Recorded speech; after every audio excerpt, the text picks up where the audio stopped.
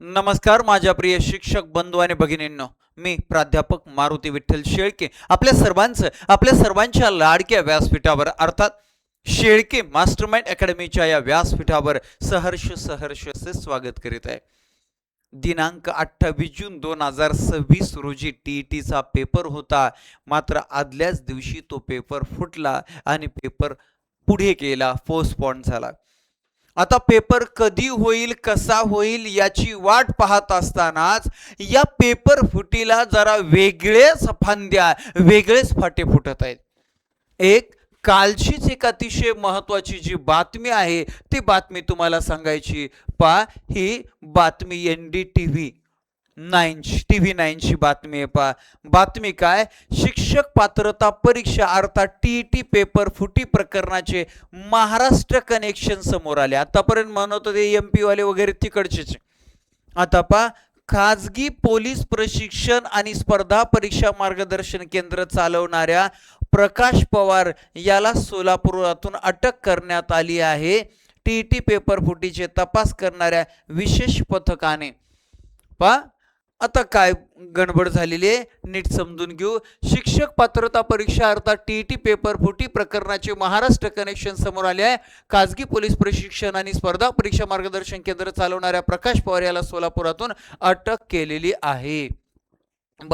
TET paper फुटीचे तपास करणाऱ्या विशेष पथकाने सोलापुरातून प्रकाश पवार याला अटक केली आहे।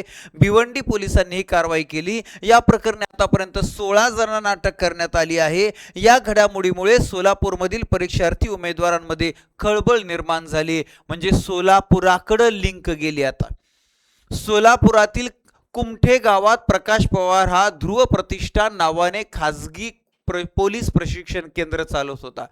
जवळपास 15-20 वर्षापासून तो विद्यार्थ्यांना पोलीस भरती आणि विविध स्पर्धा परीक्षांसाठी मार्गदर्शन करणारी अकॅडमी चालवतो। टीईटी पेपर फुटी प्रकरणात याआधी अटकेत असलेल्या आरोपीशी प्रकाश पवार हा संपर्कात होता, तसेच काही विद्यार्थ्यांची कागदपत्रे देखील त्याने मुख्य आरोपींना दिल्याची प्राथमिक माहिती आहे। प्रकाश पवार याचा या पेपर फुटी प्रकरणात नेमका संबंध काय होता, विद्यार्थ्यांची कागदपत्रे त्याने या आरोपींना का दिली, ओके, तर ही सगळी चौकशी आता सुरू आहे। भिवंडी येथे टीईटी परीक्षेची प्रश्नपत्रिका फुटली, त्यानंतर ही परीक्षा रद्द करण्यात आली।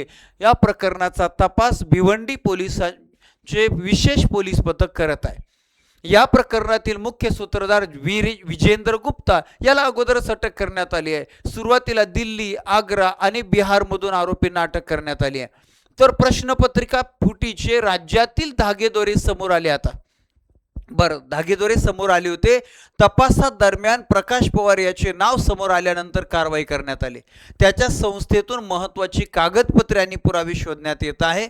इतर व्यक्तींचा या परीक्षेशी काय संबंध याचा तपास देखील करण्यात येत होता आणि भिवंडी पोलिसांनी मात्र मग हे प्रश्नपत्रिका फुटीचं जे रॅकेट आहे त्यामध्ये 16 जणांना अटक करण्यात आलेली आहे। ओके, पुढे काय आहे, मग पुढे काय होते पाहूया। असा अडकला प्रकाश पवार। पोलिसांनी अगोदर उत्तर भारतात कारवाई केली, बरोबर। तपासाची व्याप्ती वाढल्यानंतर महाराष्ट्रातील काही जणांवर संशयाची सुई फिरली।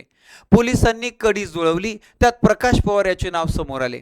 त्याला पोलिसांनी ताब्यात घेतले, त्याची चौकशी केली, तेव्हा त्याच्या हाती सज्जड पुरावे लागले आणि त्याला अटक करण्यात आली।